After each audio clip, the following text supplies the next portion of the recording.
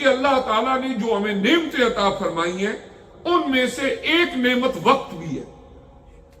وقت بھی اللہ تعالیٰ کی طرف سے عطا کردہ ایک نعمت ہے. باقی نعمتوں کے اندر کوئی نہ کوئی اونچ نیچ ہوگی. ہو سکتا ہے دولت کسی کے پاس زیادہ کسی کے پاس کم، اولاد کسی کی زیادہ کسی کی کم، عمر کسی کی زیادہ کسی کی کم، صحت کسی کی اچھی کسی کی زیادہ اچھی نہیں ہے. اللہ کی نعمتیں کم زیادہ ہو سکتی ہیں نا، لیکن وقت اللہ کی اتنی ایسی نعمت ہے کہ جس کے اندر کوئی کمی بیشی نہیں. ہر بندے کو اتنا ہی ٹائم ملتا ہے جو دوسرے کو ملتا ہے. اس میں کوئی نہیں کہ آپ کے لیے 23 آورز ہیں اور دوسرے کے لیے 24 آورز ہیں دن رات کے.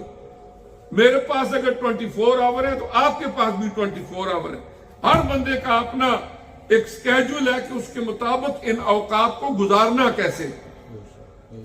تو اس طرح فرمایا والذین ہم عن اللغو موردون، کہ جو ایمان والے جنہیں اللہ خوشخبری سنا رہا ہے جنت الفردوس کی، فرمایا وہ بے مقصد اور لغو چیزوں سے اپنے آپ کو دور کرنے والے، وہ ایسی چیزوں کے اندر نہیں پڑتے کہ جو بے مقصد کام. تیسرا وصف یہ بیان فرمایا گیا والذین ہم للزکاۃ فاعلون، کہ وہ زکوٰۃ کی ادائیگی کرنے والے. جتنے بھی ہمارے ارکان اسلام ہیں ان میں سے زکوٰۃ قدر ایک مشکل عمل ہے. یہی وجہ ہے کہ حضرت ابوبکر صدیق رضی اللہ تعالیٰ عنہ نے جب منصب خلافت سنبھالا تو جو لوگ نئے نئے دار اسلام میں داخل ہوئے، کچھ لوگ وہ تھے کہ جنہوں نے کہا کہ ہم نمازیں بھی پڑھ لیں گے، ہم روزے بھی رکھ لیں گے، ہم حج بھی کر لیا کریں گے، لیکن محنت مزدوری سے کما کے یہ 2.5% زکوٰۃ نکال کے دوسروں کو دینا یہ بڑا مشکل کام ہے. انہوں نے انکار کر دیا.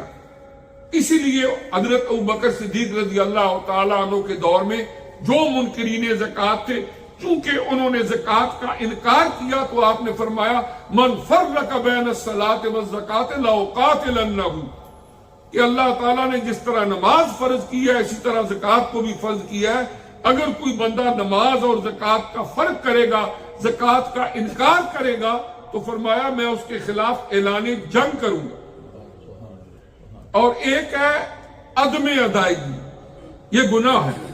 ایک بندہ مومن ہے، مسلمان ہے، وہ یہ نہیں کہتا کہ زکوٰۃ نہیں ہے، بلکہ وہ صرف عدم ادائیگی کرتا ہے تو یہ گناہ ہے. تاخیر بھی ہو جائے بعد میں ادا کر دے، اللہ تعالیٰ قبول فرمانے والے ہیں. لیکن ایک ہے کسی چیز کا انکار کر دینا. انکار کرنا جو ہے یہ انسان کو کفر تک پہنچا دیتا ہے. مثلا ایک آدمی سے سستی ہو جاتی ہے، وہ نماز کی ادائیگی نہیں کر سکتا، اس کو احساس ہوتا ہے، پھر اللہ پاک توفیق عطا کر دیتے ہیں، وہ 5 وقت کی نماز ادا کرتا ہے، پچھلی قضا کرنے کی بھی کوشش کرتا ہے، وہ مومن ہے.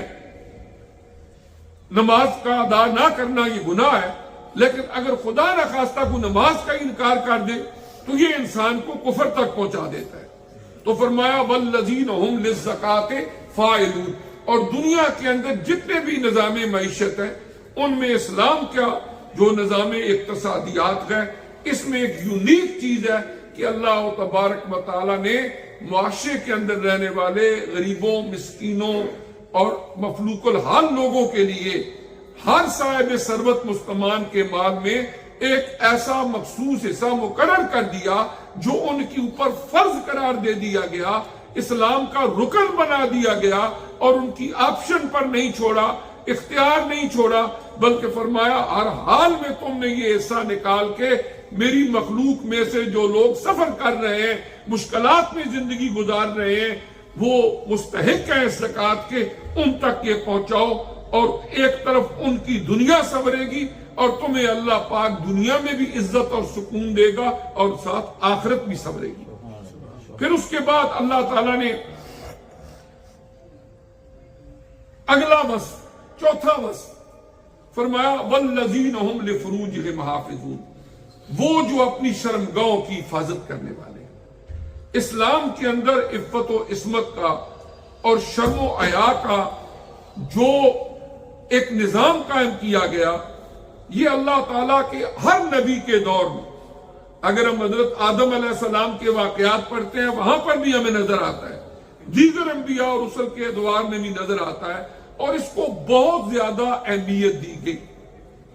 جانور ان کی بھی آگے اولادیں ہوتی ہیں، لیکن ان کے اندر وہ شرم و حیا کا معیار نہیں رکھا گیا، لیکن انسانوں کے لیے ڈے ون سے اللہ تعالیٰ نے مردوں کو پیدا کیا، عورتوں کو پیدا کیا، اور نکاح کا ایک ایسا نظام رکھا کہ جس کے اندر شرم و حیا کے تقاضے بھی برقرار رہتے ہیں، اور نسل انسانی کی افزائش کا اللہ نے جو ایک نظام قائم کیا ہے وہ بھی برقرار رہتا ہے۔